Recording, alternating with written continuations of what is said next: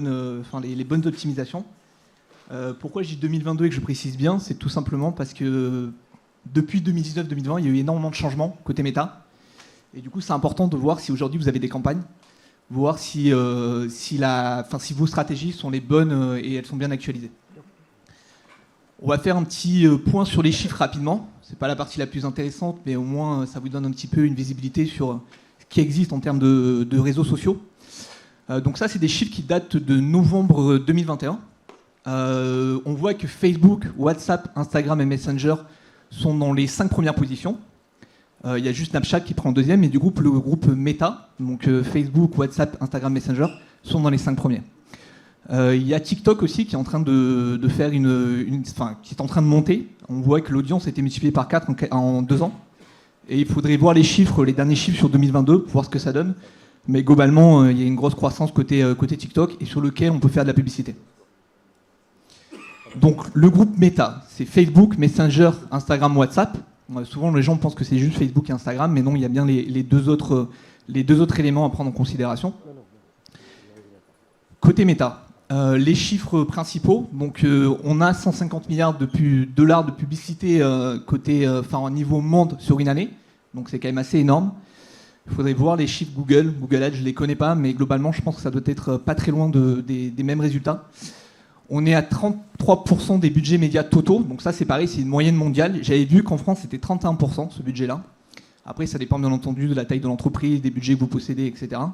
Mais globalement voilà, c'est un chiffre qui est assez représentatif de l'importance qu'il y a Meta sur l'environnement publicitaire côté acquisition client. Ensuite, donc, on voit qu'on a 75% des Français touchés, ce qui représente 47 millions de personnes en France.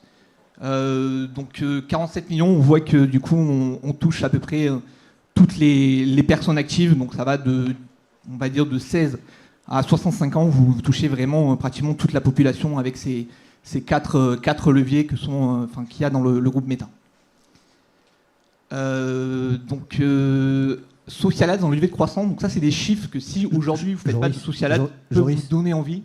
Joris, ouais. Excuse-moi, regarde. Tu as le retour écran là, si tu veux. Ah d'accord, ouais, sinon voilà, je tombe sur le dos. Comme ça, ouais, tu tombes pas le dos. Du coup, donc Social Ads, un levier de croissance, donc vous avez 6 chiffres qui sont importants, qui peuvent vous donner envie aujourd'hui de faire du Social Ads si vous n'en faites pas, ou du coup de confirmer dans votre idée d'en faire. Donc le premier, c'est 46% des personnes ont déclaré être plus susceptibles d'acheter après avoir découvert une marque sur les réseaux sociaux. Donc ça, c'est un chiffre HubSpot. Le deuxième, c'est 21% des acheteurs déclarent chercher leur inspiration sur les réseaux sociaux pour les cadeaux de Noël. Donc ça, c'est un chiffre Facebook, c'est la source Facebook. Ensuite, donc, il y a 54% des spécialistes marketing qui déclarent la publicité de Meta comme très efficace. Je crois que donc, sur ces chiffres-là, il y avait aussi, donc là j'ai mis ceux qui pensent que la publicité Meta est très efficace, et il y avait 30% qui pensent que la publicité est efficace, donc pas très efficace, mais efficace.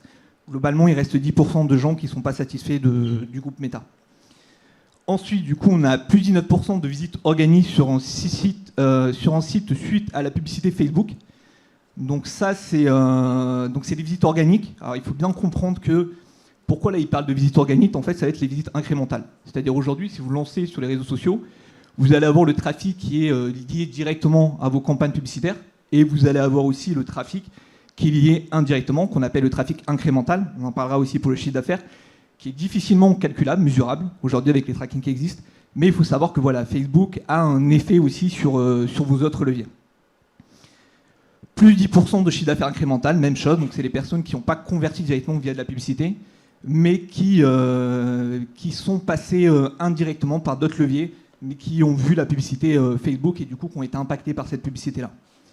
Le dernier point, c'est 60% des entreprises interrogées durant l'étude répondent que Meta Ads est l'un des 3 principaux leviers d'acquisition de leads. Donc on voit l'importance pour certaines entreprises du social ads dans leur acquisition client. Les avantages du social ad, donc ça on va faire rapidement, c'est les 4, je crois qu'il y a 8 points en tout, donc amplifie votre portée. On voit il y a 47 millions d'utilisateurs aujourd'hui sur Facebook, donc c'est un levier sur lequel vous pouvez toucher pratiquement je dirais plus de 50% de la population. Donc c'est voilà, pour amplifier votre portée sur les canaux d'acquisition sur lesquels vous êtes aujourd'hui, c'est quelque chose qui est nécessaire.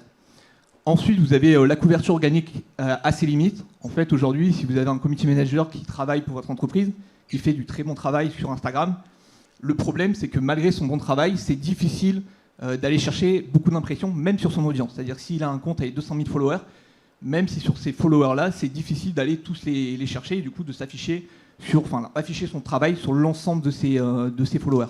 Tout simplement parce qu'il y a beaucoup de concurrence. La partie ads, du coup, va permettre d'ajouter en couverture et du coup, pourquoi pas sponsoriser, par exemple, votre contenu organique pour aller chercher beaucoup plus de personnes et du coup toucher beaucoup plus de personnes via via les publications organiques. Ensuite, cibler l'ensemble de votre entonnoir de conversion. Donc ça, on verra après. On a une slide qui est dédiée à ça sur la stratégie. En fait, aujourd'hui, Meta est avec Google un des seuls leviers qui vous permet, Google aujourd'hui actuellement avec Performance Max, YouTube, etc. est un des seuls leviers qui vous permet d'aller toucher l'ensemble de votre entonnoir de conversion et du coup d'engager en n'importe quelle étape du parcours. Le point 4, c'est un des points les plus importants, c'est possibilité du ciblage avancé, donc comportement, intérêt, démographique, il y en a plein, on le verra. Mais voilà, donc c'est un petit peu les 4 points principaux, il y en a 4 autres. Le suivant, c'est fidéliser vos clients. Du coup, par du remarketing, c'est ce qu'on voyait ce matin dans la conférence sur Google. Pareil sur Facebook, vous pouvez par exemple retargeter les gens qui ont fait un abandon de panier. Augmenter la notoriété de votre marque. C'est tout simple, c'est juste, donc on fait de la répétition, donc forcément un canal d'acquisition où les gens vont apparaître votre marque, donc ça améliore la notoriété et la manière dont les gens retiennent votre marque sur de la publicité. Améliorer la crédibilité de votre marque, donc ça on le verra, c'est important, et il y a une étude qui est intéressante, c'est les décideurs marketing exposés au contenu sponsorisé étaient 50% plus susceptibles de croire qu'Adobe était la meilleure solution du marché. Donc on voit que ça a eu un impact sur cette étude assez fort. On ne parle même pas de conversion, on parle vraiment de la partie notoriété. Donc ces chiffres-là sont importants. Il n'y a pas beaucoup d'études côté Facebook qui ont été faites, savoir un petit peu en termes de portée incrémentale, etc. Il y en a quelques-unes, mais hors Facebook, c'est vrai qu'il y en a peu, donc c'est pour ça que celle-ci, c'est une étude externe qui est intéressante sur les résultats. Des résultats mesurables, on le verra, via le tracking, ça vous permet de mesurer. Alors aujourd'hui, avec les petits problématiques qu'on a côté RGPD, c'est de plus en plus compliqué d'aller chercher, de suivre vos conversions et de mesurer l'impact de vos campagnes. Mais on le verra, il y a des moyens de contourner du coup ces éléments-là. La question, c'est est-ce que Meta Ads est-il toujours un levier de croissance efficace? On entend souvent dire que Meta, c'est plus la même chose qu'en 2019-2018 au niveau des performances, ou pendant le Covid, mais ça compte pas vraiment. En fait, il y a 3 éléments qu'il faut prendre en compte. Le premier, c'est iOS 14, je pense que vous en avez entendu parler. C'est du coup, sur votre téléphone, aujourd'hui, sur les téléphones Apple, il y a des éléments de... vous pouvez plus suivre la plupart des personnes qui sont sur ce type d'environnement, donc sur la suite Apple. Et donc ça devient compliqué, on le verra juste après. La fin des 28 jours pour clic, pareil, il y a une slide qui est dédiée à ça, et la hausse du CPM. Le premier point, donc c'était iOS 14. Ce qu'on s'est rendu compte après que iOS ait été mis en place, c'est que, donc ça c'est un chiffre qui est donné par Facebook, moins 30% de données de manière générale sur votre compte Facebook. Donc côté Business Manager, les chiffres qui remontent. Et donc du coup c'est moins 30% de données, c'est un chiffre qu'on a vérifié sur nos comptes. Donc c'est assez proche de la réalité. Et on voit que, pourquoi c'est embêtant? Tout simplement parce qu'aujourd'hui on utilise des algos, côté Google ou côté Meta. Et ces algos, leur carburant, c'est la data. Donc moins il y a de data, moins vous êtes efficace sur vos campagnes. Côté iOS 14, rapidement, baisse des audiences remarketing Facebook, suivi des conversions moins précis, multiplication d'ensemble de publicité en apprentissage limité. Ça, on le verra après, c'est une information qu'on peut... il y a des moyens, des stratégies pour essayer de contourner cette problématique-là. Et baisse du nombre de conversions réelles. Donc globalement, moins de data. La fin du 28 jours post-clic. Aujourd'hui, vos conversions... Alors, on verra après, mais ils sont en train de revenir en arrière sur cette partie-là. Mais il y a peut-être un peu plus d'un an, on a mis fin aux 28 jours post-clic, ce qui veut dire qu'avant, quand vous faisiez la publicité Facebook, une personne qui cliquait sur votre publicité et qui achetait du coup dans les 28 jours, donc par exemple le 28e jour, ça remontait dans votre data. Aujourd'hui, c'est plus le cas, c'est seulement jusqu'à 7 jours. Donc si la personne achète au bout de 8 jours, ça ne remonte plus comme information dans la conversion de votre business manager. Donc il y a eu en fait la conséquence, il y a une grosse baisse de data et donc une grosse baisse de performance. Aujourd'hui, alors moi je ne l'ai pas vérifié personnellement, mais Facebook est en train de revenir en arrière et sur certains comptes, le 28 jours post-click serait de nouveau disponible. La partie hausse du CPM, donc ça globalement c'est quelque chose qu'on voit aussi bien sur tous les canaux d'acquisition, notamment Google, c'est que d'année en année c'est de plus en plus cher de se positionner sur ces leviers-là. Alors il n'y a pas de graphique qui montre le CPM, je ne suis pas arrivé à en trouver, mais globalement on voit que le nombre d'utilisateurs à droite stagne, alors qu'à gauche les hausses de revenus publicitaires Facebook, eux, augmentent, du coup plus de demandes, moins d'offres, offres à peu près égalitaires, qui fait augmenter du coup le prix de vos CPM et du coup le coût de votre publicité sur Facebook.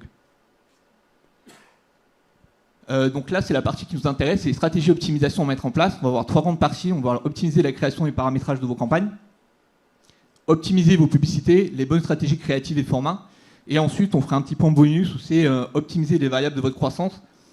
Ça ne concerne pas directement Facebook, mais globalement, il y a quand même des informations qui sont intéressantes qui peuvent vous aider à mieux performer côté Facebook. Le premier élément, je ne sais pas alors si des gens ici ont déjà lancé de la publicité sur Facebook, mais ça, le Power 5, c'est quelque chose qui a été poussé côté Facebook, donc côté des équipes de Meta, où ils ont montré que en fait, c'est une stratégie en 5 points qui vous permet d'optimiser votre compte par rapport à l'algo, et du coup rendre l'algo plus performant. Donc ces points-là sont hyper importants. C'est pas que des conseils que donne Facebook, comme on a pu voir ce matin sur Google, augmentez vos budgets. Là, c'est vraiment des conseils qui sont intéressants et qui donnent des résultats. Le premier, c'est l'optimisation de votre budget au niveau de la campagne. On a un budget quotidien de 100 €. On voit qu'ici, il est mis au niveau de votre campagne. On va voir sur la slide suivante pourquoi c'est important. Alors, avant, ce qu'on avait tendance à en faire en, on va dire, 2018, 2019, 2020, sur beaucoup de comptes, on l'a vu, c'est que les gens mettaient du budget par ad set, donc par audience, enfin par groupement d'audience. Donc ça, c'était la méthode qui pouvait être efficace à l'époque, parce qu'à l'époque, on n'utilise pas vraiment les algos, et donc on allait chercher, on faisait de l'A/B testing, on regardait ce qui était le plus performant, et on mettait le budget là où ça performait. Sauf qu'aujourd'hui, on va plutôt mettre les 30 $ au niveau de la campagne, et on voit du coup la différence, c'est-à-dire qu'avant, on mettait donc Asset 1, Asset 2, Asset 3, 10 $, 10 $, 10 $, ce qui nous faisait 10 conversions à la fin. Alors qu'avec l'optimisation au niveau de campagne, en fait, Google, via l'algorithme, va optimiser ce qui est le plus performant. Et du coup, vous allez avoir l'asset 2 avec pratiquement autant de conversions que ce qu'on avait sur la première stratégie. Et donc, on se retrouve à la fin avec 15 conversions. Donc, c'est pour ça que c'est important de mettre au niveau de la campagne et pas de mettre au niveau de vos assets. Le deuxième point que nous donne Facebook, c'est la simplification du compte publicitaire. Donc, sur ce point-là, vous avez donc... c'est bien schématisé, c'est-à-dire qu'avant, on avait tendance à faire une campagne par objectif, par objectif interne dans l'entreprise. Donc, on pouvait avoir une campagne remarketing, une campagne avec telle audience large, une autre avec telle audience large. On avait tendance à beaucoup segmenter le compte. Aujourd'hui, ce que nous dit Facebook, c'est qu'il faut au contraire limiter la segmentation. C'est un peu quelque chose qu'on retrouve aussi côté Google, c'est que moins vous segmentez les campagnes, plus vous avez de data et plus l'algo il est performant. Donc c'est un petit peu ce que j'ai écrit en bas, c'est moins de segmentation de la data, phase d'apprentissage plus rapide et efficace. Imaginons sur la campagne 1, vous avez 3 conversions, campagne 2, vous avez 3 conversions, campagne 3, vous avez 3 conversions. Celle-ci, du coup, vous allez avoir 9 conversions, mais vu qu'elle a plus de data, elle a 9 conversions, elle va avoir tendance à aller chercher plus de conversions. Donc à la fin, vous allez peut-être vous en retrouver avec 10, 11 ou 12 conversions, au lieu des 3 dans les premières. Comment éviter les situations d'apprentissage limité? Donc ça c'est intéressant, c'est souvent ce qu'on a, on a ces problèmes-là sur le compte. Donc l'apprentissage limité, qu'est-ce que c'est? En fait, quand vous lancez des campagnes sur Facebook, il y a toujours 7 jours d'apprentissage côté algorithme.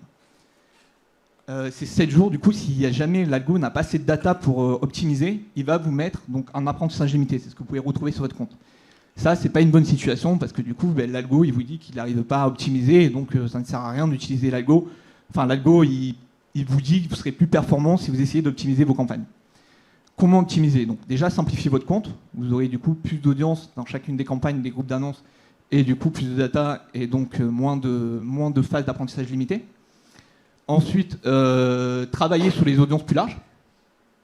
Donc aujourd'hui, Facebook, avant, on avait tendance à mettre des audiences précises sur les comptes. Aujourd'hui, il faut savoir que c'est plus vraiment le cas parce que Facebook est capable sur des audiences assez larges d'aller chercher les bonnes personnes. Donc il ne faut pas avoir peur d'élargir vos audiences par rapport à avant. Et du coup, en haut dans ton noir, d'aller chercher, pourquoi pas, des audiences démographiques par exemple. Il ne faut pas avoir peur de faire ça et tester et voir ce que ça donne. Éviter les modifications trop régulières. Alors ça, c'est un conseil qui n'est pas facile à mettre en place parce que souvent, vous avez des promos en e-commerce, par exemple, ou même en acquisition de leads.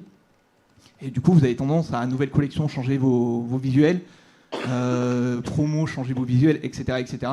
Et du coup, ça vous fait des modifications trop régulières. Et vous avez donc souvent des phases d'apprentissage qui se relancent à chaque fois. Il faut savoir que chaque fois que vous faites une modification, la phase d'apprentissage se relance. Et ça, c'est pas une bonne situation parce que si vous n'êtes pas en actif et en apprentissage, enfin, si vous êtes en apprentissage au lieu d'être en actif, l'algo est moins performant. Le troisième ou quatrième conseil, je ne sais plus. Donc ça, c'est placement automatique côté Facebook. Avant, on avait tendance à nous sélectionner les emplacements, à dire par exemple si une story était très performante, on mettait plutôt des stories que des créas sur le feed, sur le mur Instagram ou Facebook. Aujourd'hui, ce que dit Facebook, c'est plutôt de faire du placement automatique et de laisser l'algo Facebook, gérer cette partie-là à notre place à nous. Et ça donne de très bons résultats parce que l'algo il est capable de savoir, selon la personne, s'il faut mieux lui mettre une story devant ou s'il faut mieux lui mettre une publicité sur le feed. En plus de ça, donc, sur la partie placement automatique, vous avez possibilité de personnaliser selon le placement. Donc vous n'avez plus de problématiques comme on pouvait avoir avant, où la story elle était en format carré alors que normalement c'est un format 16/9, 1080 par 1920. Aujourd'hui, vous pouvez personnaliser ces éléments selon l'emplacement. Et du coup, si vous êtes par exemple sur une story, le fait de pouvoir personnaliser, vous allez enlever le texte principal et du coup, vous n'allez pas avoir de texte en bas de votre story. Donc ça, c'est un point important. Ça donne des créas qui sont qui ont plus d'impact au niveau de vos audiences. Le quatrième ou cinquième point, on verra après lequel c'est. Donc ça, c'est la correspondance automatique avancée. Donc quand vous faites des campagnes Facebook, vous mettez en place un pixel. Donc c'est un tracking qui vous permet de faire monter les informations et la data au niveau de votre business manager et qui vous permet de savoir si vos campagnes sont performantes ou pas. Là, ce qui se passe, c'est que Facebook nous demande d'ajouter une option, donc ça s'appelle la correspondance automatique avancée, et Facebook va pouvoir faire remonter des informations si la personne remplit un formulaire ou si c'est un client et qu'elle s'inscrit au niveau des par exemple, si elle s'identifie, elle met son adresse mail, plus son nom et son prénom pour s'identifier. C'est des informations aussi qui va remonter côté Facebook et ça va rendre le pixel Facebook plus performant, enfin les campagnes Facebook plus performantes parce qu'on aura plus de data. Par contre, ce qu'il faut savoir, c'est que Facebook il dit qu'il suffit de mettre en place la correspondance automatique avancée, ce qui n'est pas vrai. En fait, vous pouvez mettre la correspondance automatique avancée, mais ça ne veut pas dire que les informations vont remonter automatiquement. Il y a une partie un peu plus poussée où il faut vérifier dans le tracking qu'il y ait bien les informations qui remontent au niveau de vos formulaires. Donc ça, c'est une partie GTM, ce n'est pas le sujet aujourd'hui. Mais voilà, c'est pas dit que si vous le mettez en place, ça va forcément fonctionner. Il faut vérifier que les infos remontent bien dans le code. Voilà, donc ça c'est le dernier point, c'est la publicité dynamique. Alors ça c'est un des formats qui fonctionne le mieux aujourd'hui.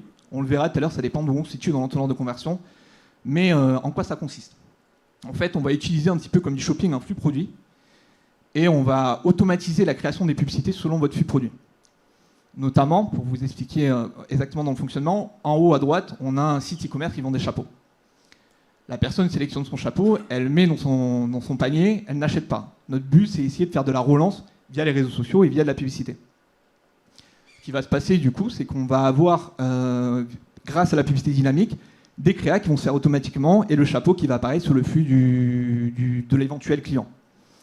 Là où c'est très puissant, c'est que si vous le mettez en mode carrousel, et nous on vous recommande de le mettre en mode carrousel, c'est qu'avec l'algo, il est capable aujourd'hui, comme de l'Amazon, sur les suggestions d'Amazon que vous avez, de mettre des produits similaires, que l'acheteur, peut-être qu'il va se dire finalement, c'est pas le chapeau blanc qu'il veut, c'est le chapeau rouge.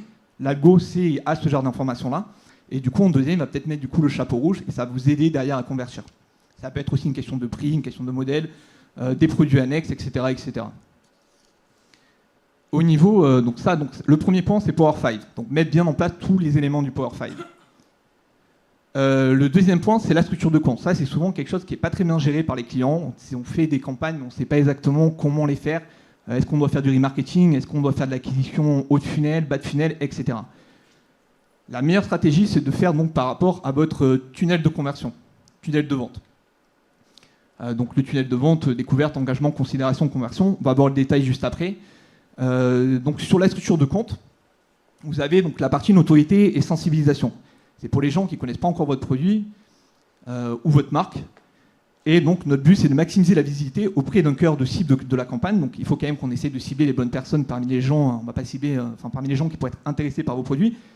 Le deuxième point, c'est intérêt et considération. Là, on va citer les personnes ciblées et interagir avec les publicités et susciter l'intérêt. Et le troisième point, c'est la transformation. On va essayer ici de convertir les visiteurs ou les personnes engagées en acheteurs. Le dernier point, c'est un point qui est parfois oublié, c'est la fidélisation. Donc quand vous faites du Facebook et que vous avez du budget, même si vous avez des petits budgets, privilégiez la première partie, la partie remarketing et la partie fidélisation. On va le voir dans le détail juste après. Donc ça, c'est une structure de campagne, c'est un peu... Donc c'est pas forcément celle qu'on utilise exactement, parce qu'elle est quand même assez simplifiée, mais c'est pour que vous compreniez un petit peu la logique. Vous allez d'abord faire une campagne d'acquisition. Sur cette campagne d'acquisition, vous allez mettre des audiences larges, donc des gens qui ne vous connaissent pas encore, ou qui ne sont jamais vus sur votre site. Donc on va mettre des audiences larges, plus du look-like. Donc look-like, c'est les... Pour le coup, là, c'est look-like 1%. C'est les 1% de gens qui ressemblent le plus, enfin de personnes qui ressemblent le plus à vos clients actuels. Et ça marche très bien, ce type de ciblage-là. Le deuxième, c'est du remarketing, mais là, c'est du remarketing de haut de funnel. On va aller plutôt sur de l'engagement. Donc, on va essayer de faire en sorte que... on va essayer de remarketer les gens qui ont eu déjà un premier engagement sur nos publicités. Notamment, vue de vidéo, interaction de pub. Ça peut aussi intégrer les visiteurs sites. Donc là, il y a débat, est-ce qu'on le met en bas ou en haut de funnel? Ça dépend de la stratégie globale. Et ensuite, donc, vous avez le retargeting de bas de tunnel, où là, on va aller chercher des gens qui ont vu vos produits ou qui ont ajouté au panier, mais pas acheté. Le dernier point, c'est la fidélisation. Donc là, on va aller cibler vos clients actuels via une base de données que vous allez intégrer côté Facebook. Au niveau de votre allocation de budget, souvent, on ne sait pas non plus qu'est-ce qu'on doit faire. Est-ce qu'on doit mettre sur 1000 €, 500 € sur l'acquisition? Est-ce qu'on doit mettre tel budget sur du remarketing? En version simplifiée, cette stratégie-là fonctionne plutôt bien. C'est le 75-25. On met 75% d'acquisition, on met 20% en remarketing et on met 5% en fidélisation. Bien sûr, on peut un petit peu jouer sur ces éléments-là. Selon si votre site a énormément de trafic, il faudra mettre peut-être plus de budget sur la partie remarketing, fidélisation. Sur la partie acquisition, les 75%, ça dépend de votre budget. Aujourd'hui, Facebook, en dessous dans le budget, ça ne vaut pas le coup d'aller faire de l'acquisition parce que les coûts par achat sont assez élevés. Donc il faut un budget minimum pour de l'acquisition. Moi, je dirais qu'en dessous de 80-100 € pour une campagne d'acquisition, ça ne vaut pas le coup d'y aller. Il faut mieux se concentrer sur la partie remarketing, fidélisation et attendre d'avoir le budget nécessaire pour aller sur de l'acquisition. Ça, c'est le modèle, le grand modèle, donc le modèle le plus travaillé. Donc là, on avait le modèle simplifié, et là, vous avez du coup votre modèle, le modèle, on va dire, le plus large possible. Et ce modèle-là, vous pouvez le retrouver sur Internet. Il est assez génial parce qu'il vous donne à la fois les audiences que vous allez cibler, le type de campagne que vous allez mettre en place selon où vous trouvez dans l'entonnoir de conversion. Pareil, là-bas, vous avez les types de budget, donc eux, ils sont un petit peu plus larges. Après, ça dépend de la maturité du compte aussi. Et là, si vous avez les budgets nécessaires, vous pouvez créer jusqu'à 4 campagnes et avoir tel type d'audience, etc., qui sont mis en place. Donc ce schéma-là, honnêtement, il est vraiment bien fait. Et ça vous donne une visibilité globale de quelle stratégie mettre en place sur votre compte selon votre budget. Et bien, commencez toujours par le bas de funnel. C'est-à-dire que privilégiez sur votre budget le bas de funnel en premier. Et une fois que vous avez bien eu le budget pour le bas de funnel, vous avez bien touché tout le monde, vous partez sur la prospection. Qu'est-ce que je pouvais vous dire sur ce schéma-là en plus Alors eux, vous voyez, ils mettent tous les placements en automatique. C'est vraiment tout expliqué, pilier par pilier, vous explique exactement au niveau des formats, etc., ce que vous devez mettre en place. Le seul petit reproche que je peux faire à ce schéma-là, c'est qu'en haut, ils ont mis Dynamic Ads, donc c'est le DPA, ce qu'on a vu tout à l'heure, le fait d'automatiser via votre flux produit. Ça marche bien pour de la conversion, mais c'est pas forcément ce que je mettrais tout en haut de funnel.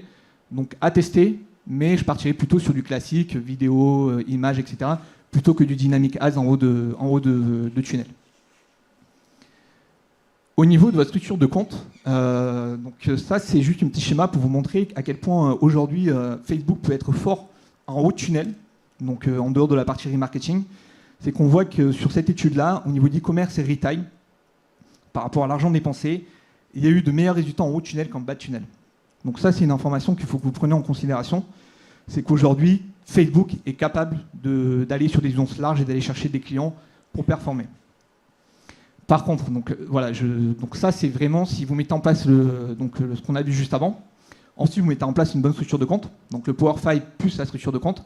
Mais bien sûr, après, il faut que vous ayez assez de data. Aujourd'hui, le problème sur vos campagnes Facebook, c'est qu'avec iOS, vous avez perdu énormément en tracking. iOS, AdBlocker, RGPD, etc.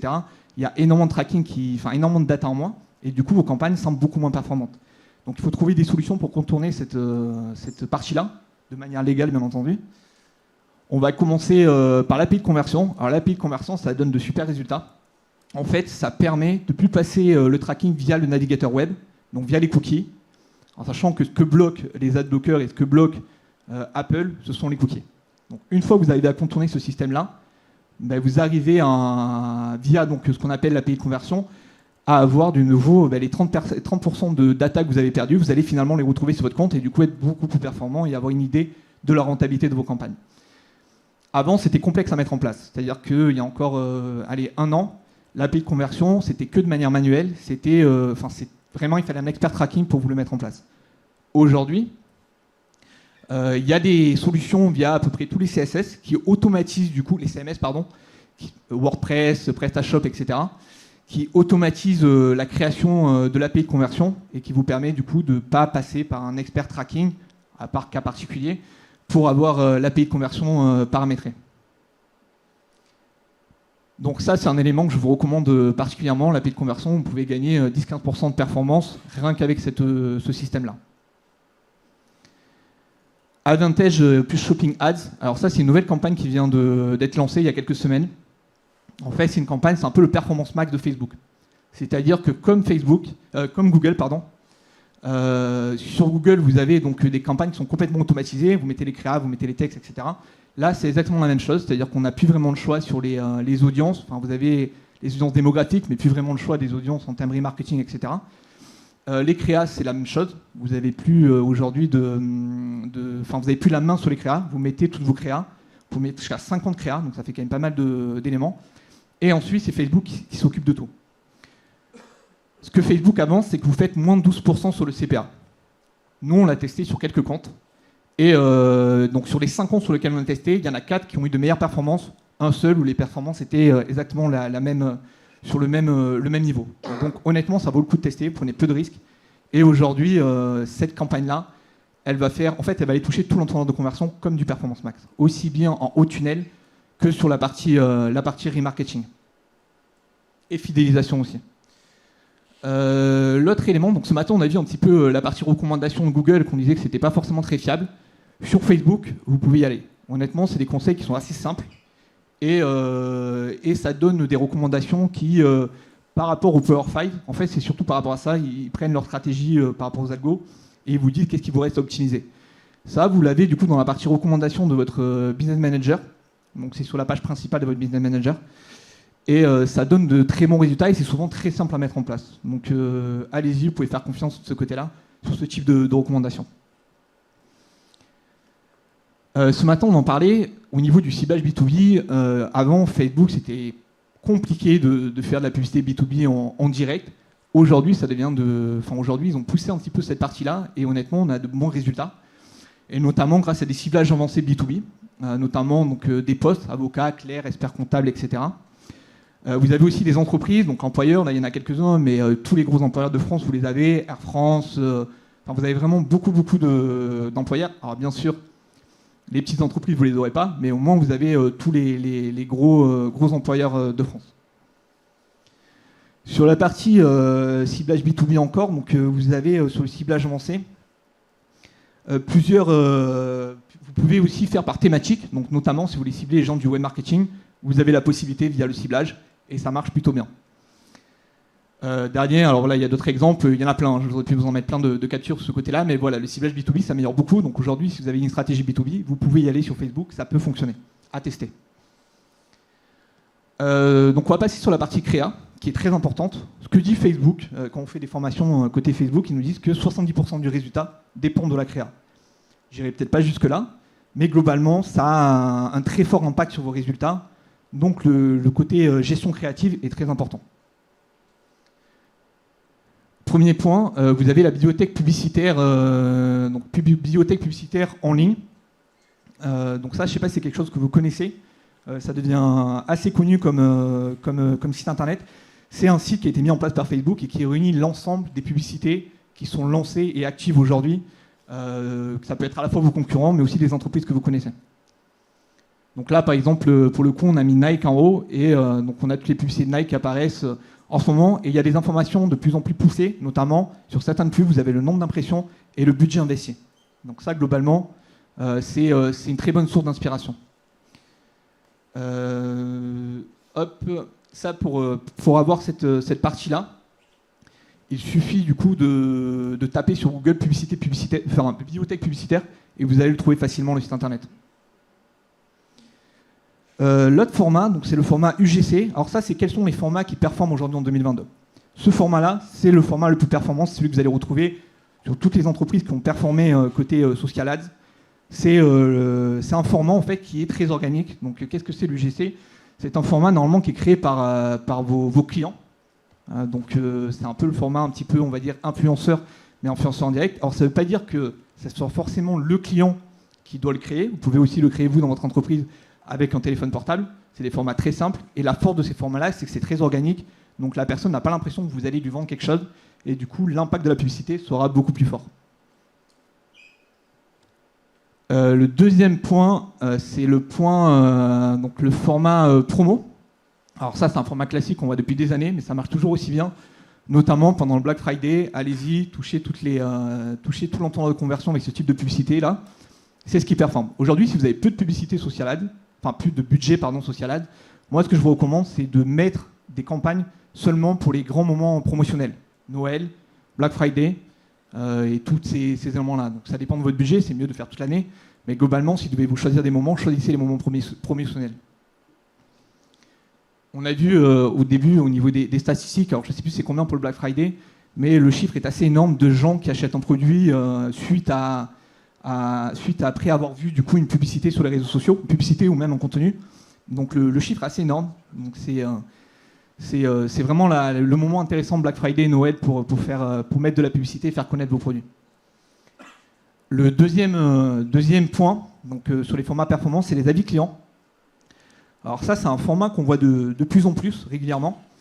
Et ça marche très bien pour de la relance de panier, donc des gens qui ont fait un abandon de panier, pour essayer de les faire passer sur la phase d'achat. C'est un format qui va bien performer et qui va du coup débloquer l'achat sur cette partie remarketing.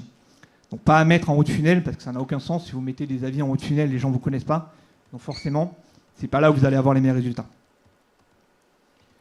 Le deuxième point, donc ça c'est plus une recommandation que je vous fais si vous êtes en e-commerce, c'est d'identifier vos produits.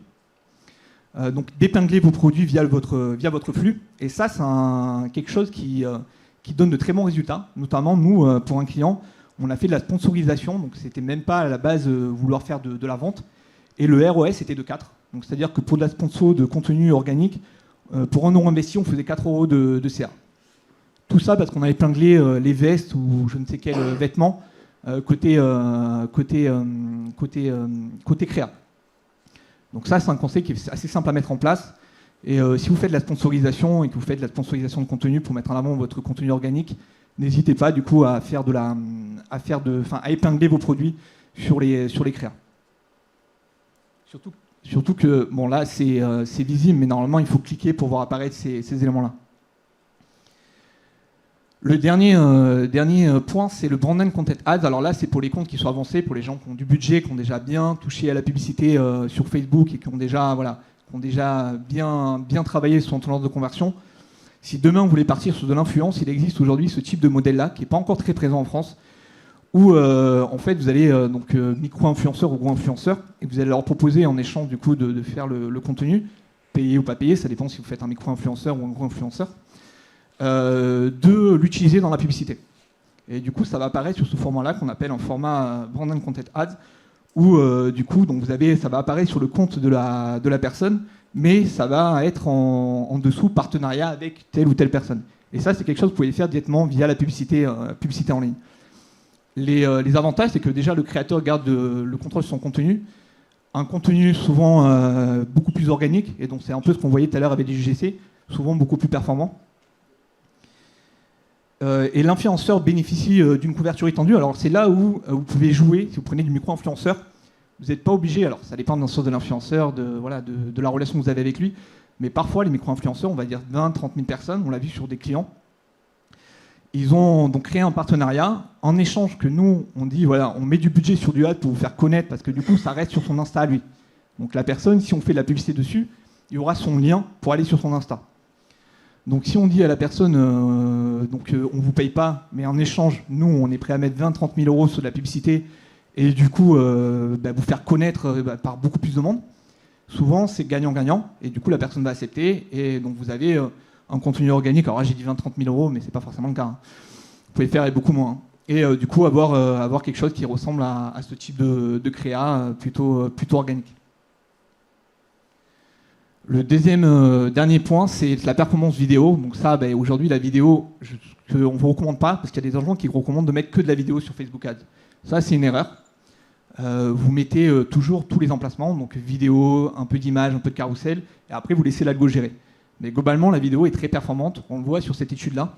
Donc c'est une étude, je ne sais plus, de IAS Mediatry. Du coup, on voit que les intentions d'achat, par rapport à de la publicité classique, avec une durée d'exposition de plus de 15 secondes, donc une vidéo qui a duré plus de 15 secondes, on voit que l'intention d'achat a augmenté de 14 à 23%, donc fois 1,6, ce qui est quand même assez énorme. Pour faire de la vidéo, pas besoin d'une agence créa, vous faites des UGC, des choses très organiques, très simples avec un téléphone portable, c'est pas obligé, bon, c'est mieux d'avoir des vidéos très qualitatives, c'est bien d'en avoir en parallèle, mais globalement, c'est pas forcément, voilà, vous n'êtes pas obligé d'avoir une agence créa qui vous fait des créas à plusieurs milliers d'euros, c'est pas une obligation. Formule de croissance, alors ça c'est le troisième point, c'est optimiser les variables de votre croissance. Sur cette partie-là, c'est un petit rappel. Donc, votre croissance sur votre site internet, c'est trafic fois taux de conversion fois panier moyen fois le taux de récurrence, c'est-à-dire le nombre de fois où la personne va acheter. Donc ça, c'est des métriques à prendre en compte, et chacune des métriques peut être travaillée de manière distincte, et notamment si vous travaillez votre taux de conversion, la croissance de votre site va augmenter. Comment nous, par rapport à notre publicité sociale, ça peut avoir un impact? Notamment, déjà, on peut augmenter la qualité de son trafic pour augmenter le taux de conversion. Il faut savoir que quand vous avez une publicité, sur le nombre de clics que vous allez avoir sur la publicité, 15%, donc entre 10 et 15%, vont plutôt cliquer sur le compte le compte Instagram ou le compte Facebook, et se rendre du coup sur votre page réseau social. Donc soit Instagram, souvent c'est Instagram, soit Facebook. C'est pour ça que c'est important de travailler ces éléments-là en organique, même si vous avez 100 abonnés, il faut que vous le travaillez pour qu'au moins vous ayez l'air professionnel. Les recommandations qu'on vous fait, notamment pour Jot, à la base, ils n'avaient pas la description, donc ça c'est quelque chose qui a été ajouté, et donc ça donne du crédit au compte Instagram.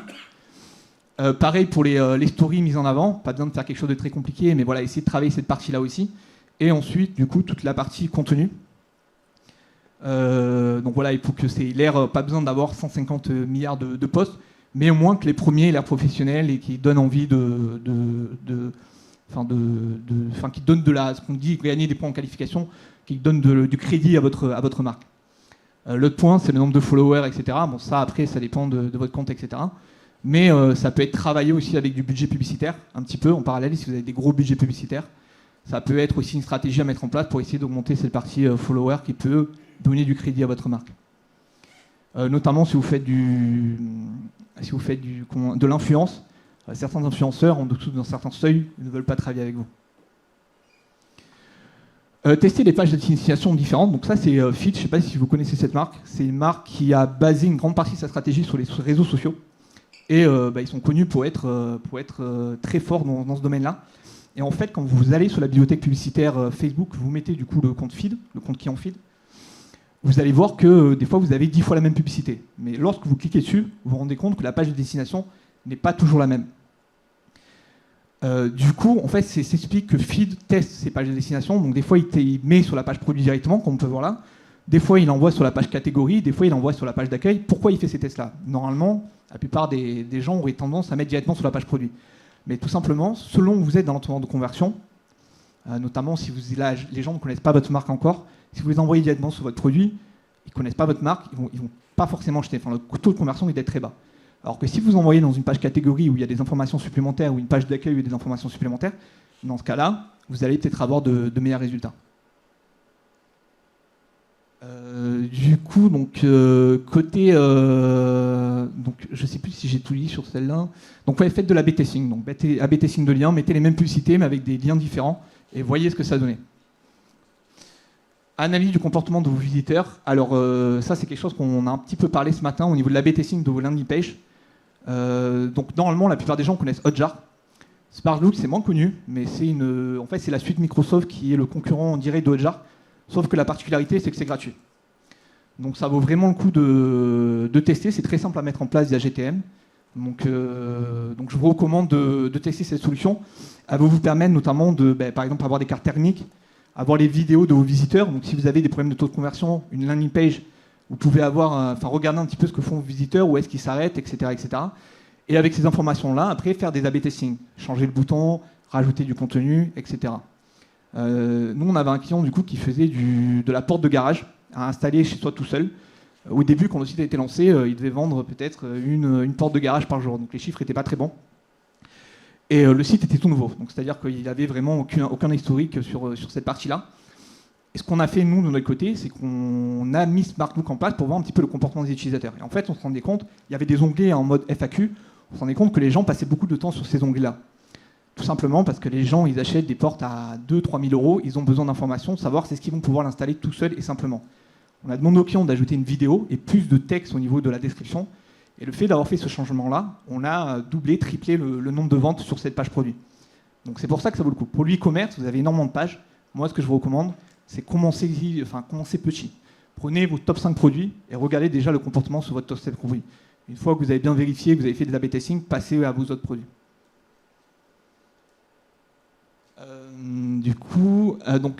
Mettre en avant les promotions et nouveaux produits sur votre ancien client. Alors ça, voilà, c'est la partie fidélisation. N'oubliez pas vos clients. Aujourd'hui, l'acquisition sur vos clients actuels coûte moins cher que l'acquisition de nouveaux clients. Donc, par exemple, pour un magasin de chaussures ou la Redoute, les exemples qu'on peut avoir là, n'hésitez pas pendant les promos de les retargeter parce que, par exemple, je prends l'exemple d'un site e-commerce de chaussures. La personne aura besoin de chaussures tous les 6 mois, tous les 3 mois, ça dépend de la personne.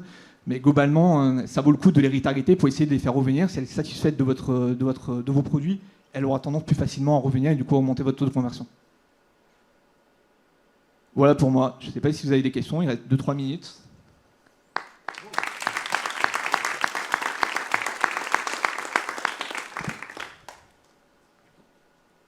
Est-ce qu'il y a des questions? Bon. Je te laisse t'installer le temps que... Vraiment, il n'y a pas de questions?